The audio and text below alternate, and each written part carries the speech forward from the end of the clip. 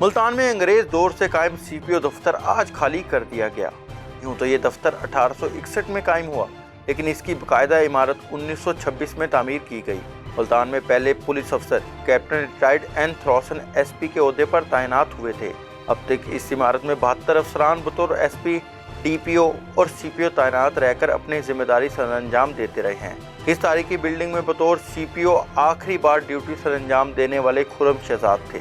CPO Multan traffic block में, जबकि दीगर अफसरान और ब्रांचेस पुलिस लाइन के मुख्तलिफ इमारतों में मुंतकिल हो गए हैं। सीपीओ मुल्तान के इस तारीखी दफ्तर को गिरा दिया जाएगा। दफ्तर और पुलिस लाइन का कुछ हिस्सा जिला कचहरी में जम कर दिया गया है, जिसके लिए दीवार की तामीर का काम शुरू है।